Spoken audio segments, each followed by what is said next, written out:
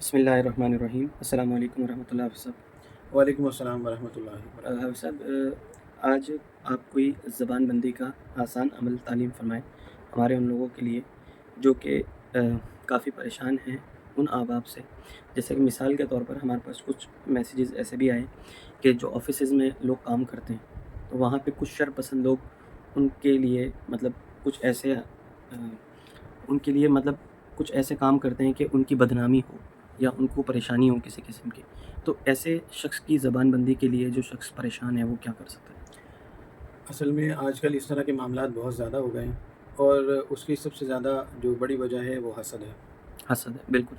تو جہاں پر کوئی تھوڑا سا مشہور ہو جاتا ہے یا پھر جو اپنے معاملات میں بہت اچھا چل رہا ہوتا ہے اور اس کی جاب اچھی چل رہی ہوتی ہے اور وہ ترقی کی طرف جا رہا ہوتا ہے، تو لوگ مختلف طریقوں سے اسے تنگ کرنا شروع کر دیتے ہیں۔ صحیح. کچھ لوگ ظاہری طور پر تنگ کرتے ہیں، کچھ لوگ باطنی طور پر تنگ کرتے ہیں، جی جی. تاکہ اس کی بدنامی ہو اور اس کا جو ایک معیار بنا ہوا ہے معیار اس کا خراب ہو جائے اور اس کی نوکری اور اس کی عزت ختم ہو جائے۔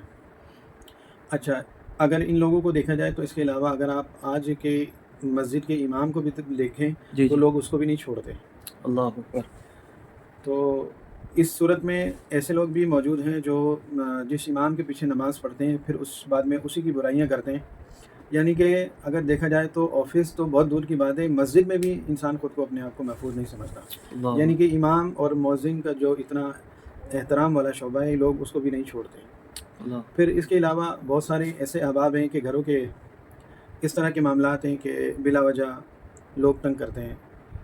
آج کل جو ہماری بہنیں ہیں جی جی. تو اکثر وہ شکایت کرتی ہیں کہ ہمیں جو ہے نا فلاں بندے سے جو ہے نا شکایت ہے، فلاں بندے سے شکایت ہے، اور انہوں نے ہمارا جینا حرام کر کے رکھا ہوا ہے، بلا وجہ تنگ کرتے ہیں۔ تو بعض اوقات لوگ مظلوم بھی ہوتے ہیں اور بعض اوقات لوگ ایسے بھی ہوتے ہیں جو اپنی بات نہیں بتاتے، صرف سامنے والے کی بات بتاتے ہیں۔ جی بالکل ایسا.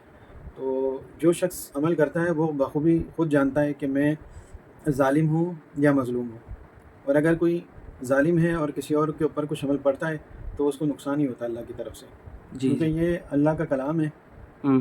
کوئی اس کو ناجائز استعمال کرتا ہے تو اس کو خود نقصان ہوتا ہے، صحیح. اس کو فائدہ نہیں ہوگا۔ اچھا، پھر دوسری بات یہ ہے کہ جو ظالم ہے وہ تو کوشش ہی نہیں کرے گا پڑھنے کی، مظلوم ہی کوشش کرتا ہے پڑھنے کی کہ میری اس ظالم سے جان چھوٹ جائے۔ صحیح. اور اگر کسی کو بعض اوقات انسان شرارت میں تنگ کرنے کی وجہ سے کرتا ہے کہ مجھے عمل مل جائے تو میں اس کو تنگ کروں، تو ایسی صورت میں اس کو نقصان ہی ہوتا ہے۔ اچھا حافظ صاحب, یہ سب سے پہلے تو جیسے کہ آپ زبان بندی کا عمل بتا رہے ہیں, تھوڑی سی وضاحت اس بارے میں چاہیے. ہم نے بہت سارے اعمال اس طرح کے بھی دیکھے ہیں زبان بندی کے, اور بھی ابھی بھی آپ بھی بتائیں گے. زبان بندی سے کیا مراد ہے؟ مطلب اگر ایک شخص زبان بند کرتا ہے تو اس کا کیا سوچ ہونی چاہیے کہ اس کی زبان یہ کہ ہمیشہ کے لیے یہ چپ ہی ہو جائے, یا اس کے لیے جو شر پھیلا رہا ہے وہ شر پھیلانا چھوڑ دے, اس سے مراد یہ ہے, یا اس کی زبان بند کرنے سے مراد یہ ہے کہ بس اس کی قوت گویائی جو ہے وہی بالکل جو ہے نا وہ ختم ہو کے رہ جائے؟ یہ تھوڑی سی وضاحت. نہیں، اس طرح نہیں کرنا چاہیے کہ اگر کسی کی زبان بندی کا مطلب یہ ہے کہ کسی کی زبان اس کے شر سے روکنا اس کو. یعنی صحیح. اگر کوئی شخص کسی کو تنگ کر رہا ہے، پریشان کر رہا ہے، تو اس زبان بندی کا مطلب یہ ہے کہ اس کے شر کو روکا جائے. صحیح, اس کے لیے جو وہ اس بندے فساد کے پھیلا لیے رہا ہے جی وہ جی چھوڑ دے. جی جی بالکل. جیسے مثال کے طور پر مجھے اگر کوئی شخص تنگ کرتا ہے تو میں یہ نیت رکھوں کہ یہ میرے لیے اس کا شر بند ہو جائے, ٹھیک ہے. پھر مجھے تنگ نہ کرے. صحیح ہے. تو اس میں نیت رکھیں کہ اس کے دل, دماغ اور زبان اور تمام اعضاء کو اللہ تعالیٰ یعنی کہ اس کے شر سے اللہ تعالیٰ مجھے محفوظ فرمائے. اس کی ذات سے مجھے میری طرف جو شر آ رہا ہے اللہ تعالیٰ اس شر کو بند فرما دے, یہ صحیح. نیت رہنی چاہیے. صحیح. تو اس کے پورے اعضاء پہ, پورے جسم پر اس کے اثرات جائیں گے.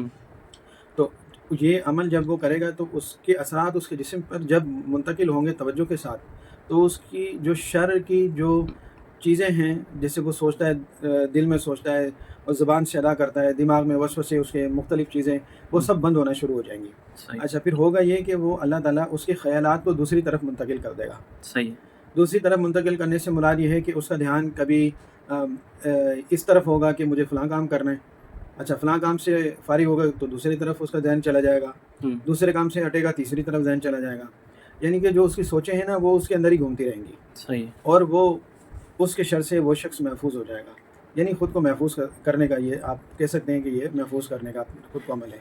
جی. اور اس کی برکت سے آپ یہ بھی نیت کر سکتے ہیں کہ جتنے لوگ جو مجھے نقصان فلاں جگہ پر نقصان دینا چاہتے ہیں، جنہیں میں جانتا ہوں جنہیں نہیں جانتا، ان کی آپ نیت کر سکتے ہیں، تو انشاءاللہ اللہ تعالیٰ آپ کو ان سے محفوظ رکھے گا، ان کی زبان بند ہوگی۔ آپ عمل تعلیم فرمائیں۔ عمل یہ ہے کہ آپ نے سورج طلوع ہونے سے پہلے، یعنی فجر کی نماز سورج طلوع ہونے سے پہلے آپ نے اس عمل کو کرنا ہے جی کہ آپ نے گندم کے دانے لے لیں 7، اور اس پر الم نشرح لک صدرک ووضعنا عنک وزرک، اس صورت کو آپ نے 41 مرتبہ پڑھنا ہے ایک دانے پر۔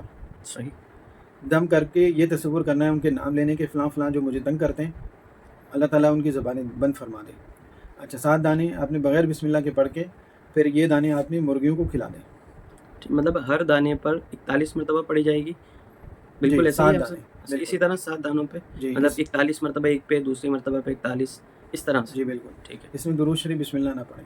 اچھا درود شریف پڑھنے کے بعد جو نا نا یہ آپ مرغیوں کو کھلا دیں ٹھیک ہے۔ انشاءاللہ کچھ دن، یہ چند دن آپ عمل کریں، آپ اس کا رزلٹ دیکھیں گے، انشاءاللہ ان کی زبانیں مکمل طور پر بند ہو جائیں گی۔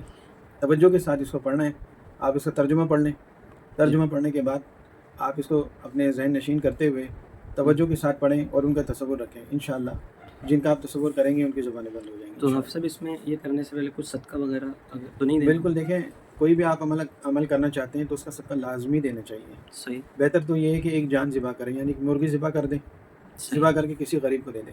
صحیح۔ اکثر اوقات ہم صدقے کی جو بات کرتے ہیں وہ یہی بتاتے ہیں کہ ایک مرغی ذبح کر کے کسی غریب کو دے دیں، انشاءاللہ آپ کے عمل کا آپ کو بہت زیادہ فائدہ ہوگا اس کا۔ بہت شکریہ حافظ صاحب، السلام علیکم۔ وعلیکم السلام۔